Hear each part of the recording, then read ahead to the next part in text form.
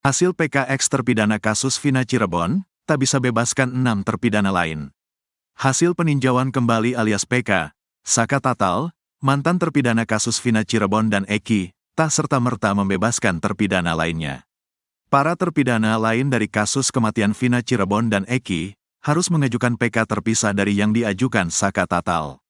Kasus kematian Vina Cirebon dan Eki hingga kini memang masih menjadi perdebatan antara pembunuhan atau kecelakaan, meski sudah ada putusan pengadilan. Diketahui, Vina adalah gadis 16 tahun asal kampung Samadikun, Kecamatan Kejaksan, Kota Cirebon, Jawa Barat, yang tewas bersama kekasihnya, Eki, di Jalan Raya Talu, Kecamatan Talun, Kabupaten Cirebon, Jawa Barat pada Sabtu tanggal 27 Agustus tahun 2016. Keduanya disebut menjadi korban penganiayaan geng motor. Tim kuasa hukum Saka Tatal, Farhad Abbas menegaskan, bahwa putusan PK Saka Tatal tidak akan serta-merta membebaskan para terpidana lainnya yang saat ini masih menjalani masa hukuman. Bagi 6 terpidana lainnya, mereka harus mengajukan PK secara terpisah.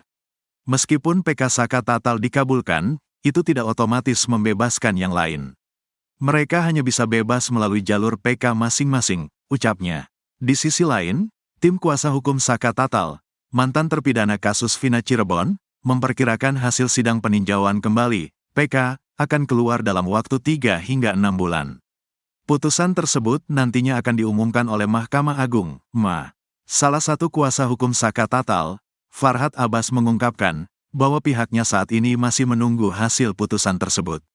Hasil PK belum keluar, kami masih menunggu. Biasanya, paling cepat 3 bulan, tapi bisa juga sampai 6 bulan, ujar Farhad saat ditemui usai menghadiri pelantikan anggota DPRD Kota Cirebon, Selasa, tanggal 20 Agustus tahun 2024. Lebih lanjut, Farhad menambahkan, bahwa hasil PK Saka Tatal bisa menjadi preseden yang menguntungkan bagi terpidana lain yang berniat mengajukan PK.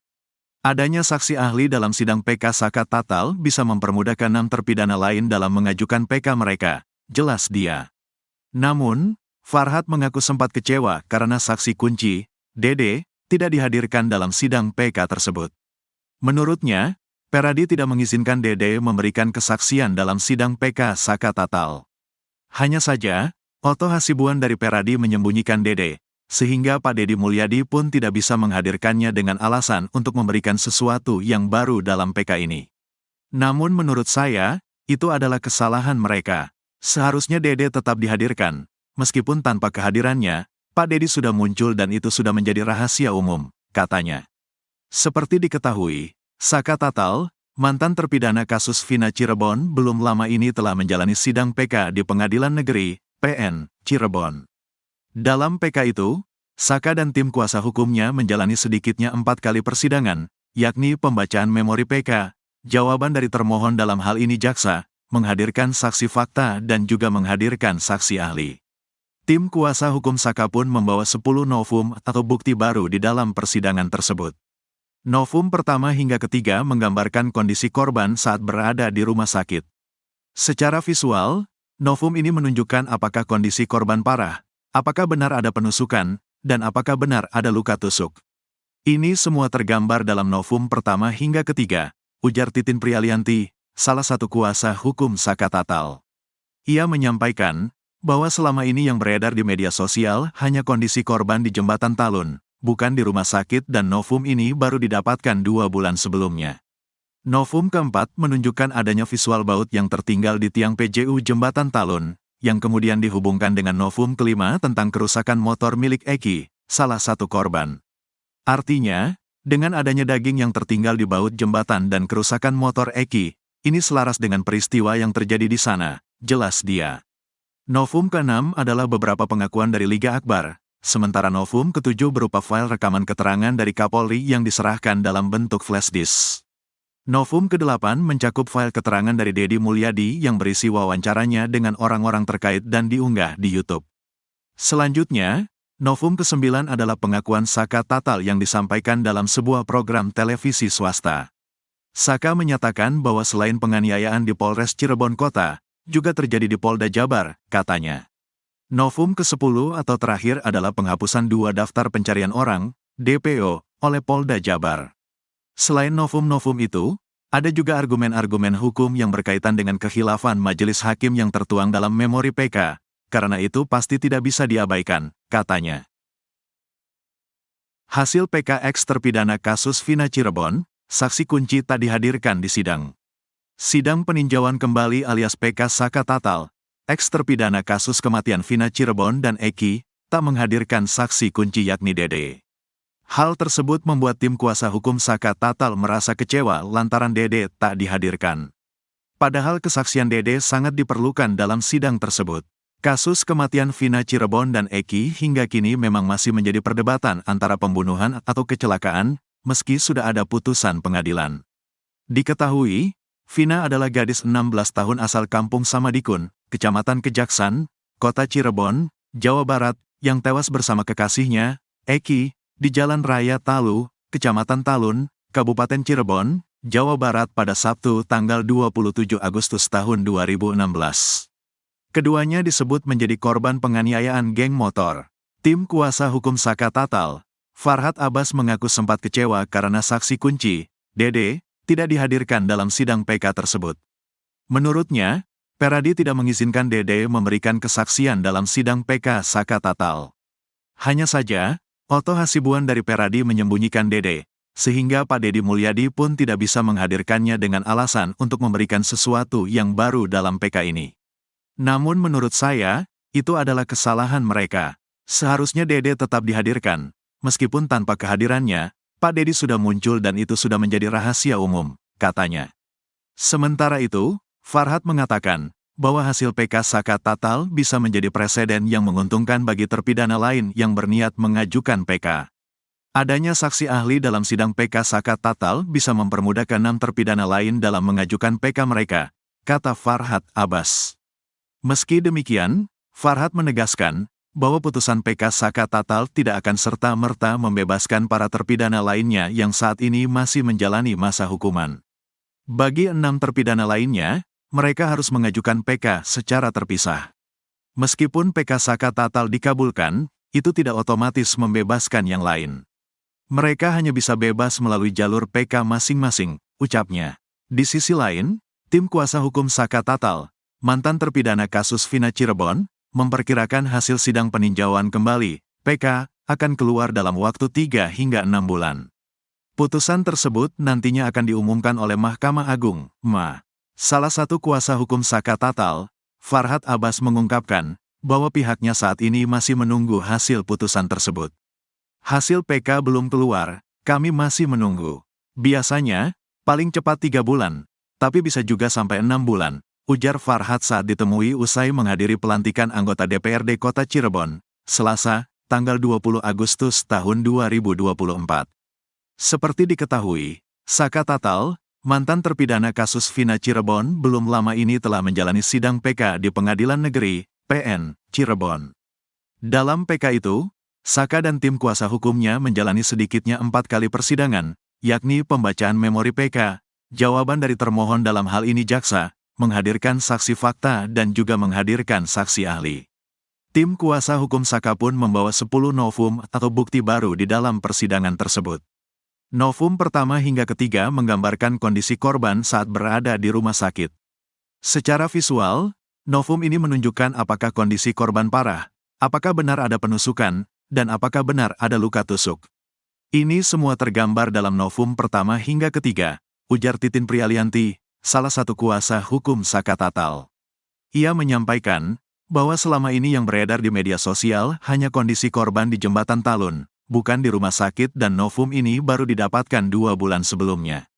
Novum keempat menunjukkan adanya visual baut yang tertinggal di tiang PJU Jembatan Talun, yang kemudian dihubungkan dengan novum kelima tentang kerusakan motor milik Eki, salah satu korban.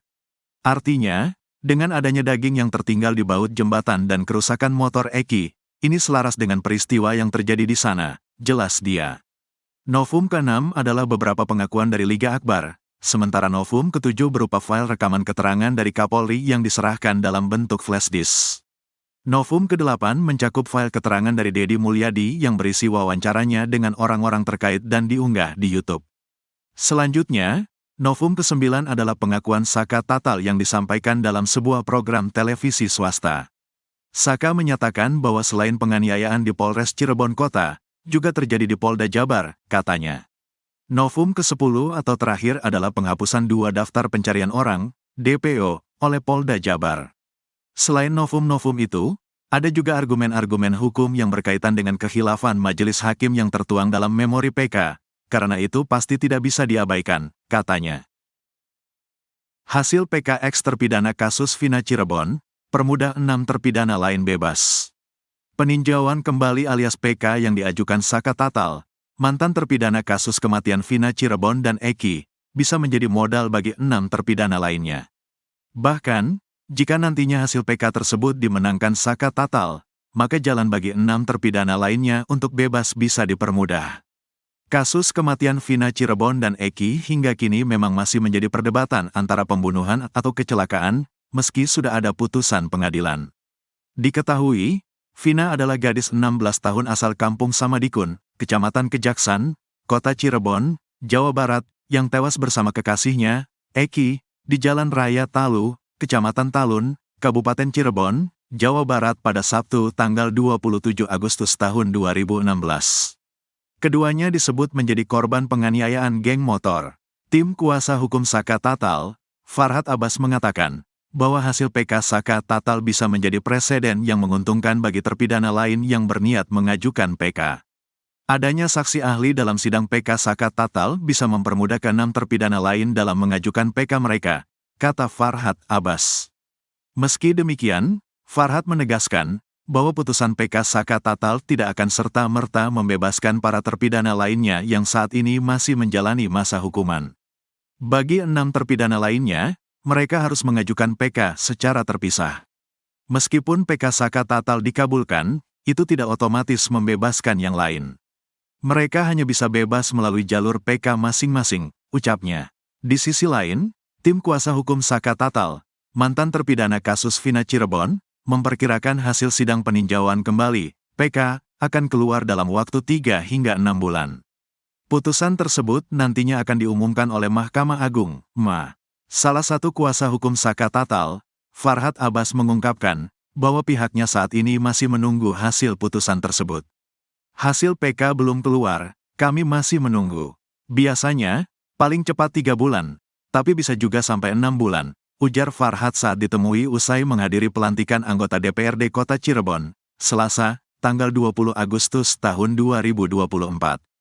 Namun, Farhad mengaku sempat kecewa karena saksi kunci, Dede, tidak dihadirkan dalam sidang PK tersebut. Menurutnya, Peradi tidak mengizinkan Dede memberikan kesaksian dalam sidang PK Saka Tatal. Hanya saja, Otto Hasibuan dari Peradi menyembunyikan Dede, sehingga Pak Deddy Mulyadi pun tidak bisa menghadirkannya dengan alasan untuk memberikan sesuatu yang baru dalam PK ini. Namun menurut saya, itu adalah kesalahan mereka. Seharusnya Dede tetap dihadirkan. Meskipun tanpa kehadirannya, Pak Deddy sudah muncul dan itu sudah menjadi rahasia umum, katanya. Seperti diketahui, Saka Tatal, mantan terpidana kasus Vina Cirebon belum lama ini telah menjalani sidang PK di Pengadilan Negeri, PN, Cirebon. Dalam PK itu, Saka dan tim kuasa hukumnya menjalani sedikitnya 4 kali persidangan, yakni pembacaan memori PK, jawaban dari termohon dalam hal ini jaksa, menghadirkan saksi fakta dan juga menghadirkan saksi ahli. Tim kuasa hukum Saka pun membawa 10 novum atau bukti baru di dalam persidangan tersebut. Novum pertama hingga ketiga menggambarkan kondisi korban saat berada di rumah sakit. Secara visual, novum ini menunjukkan apakah kondisi korban parah, apakah benar ada penusukan, dan apakah benar ada luka tusuk.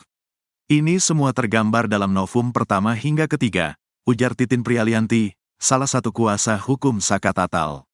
Ia menyampaikan, bahwa selama ini yang beredar di media sosial hanya kondisi korban di Jembatan Talun, bukan di rumah sakit dan novum ini baru didapatkan 2 bulan sebelumnya.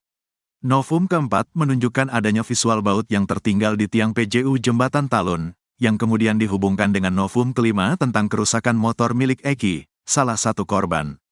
Artinya, dengan adanya daging yang tertinggal di baut jembatan dan kerusakan motor Eki, ini selaras dengan peristiwa yang terjadi di sana, jelas dia. Novum ke-6 adalah beberapa pengakuan dari Liga Akbar, Sementara novum ketujuh berupa file rekaman keterangan dari Kapolri yang diserahkan dalam bentuk flash disk. Novum ke-8 mencakup file keterangan dari Deddy Mulyadi yang berisi wawancaranya dengan orang-orang terkait dan diunggah di YouTube. Selanjutnya, novum ke-9 adalah pengakuan Saka Tatal yang disampaikan dalam sebuah program televisi swasta. Saka menyatakan bahwa selain penganiayaan di Polres Cirebon Kota, juga terjadi di Polda Jabar, katanya. Novum ke-10 atau terakhir adalah penghapusan 2 daftar pencarian orang, DPO, oleh Polda Jabar. Selain novum-novum itu, ada juga argumen-argumen hukum yang berkaitan dengan kekhilafan majelis hakim yang tertuang dalam memori PK, karena itu pasti tidak bisa diabaikan, katanya.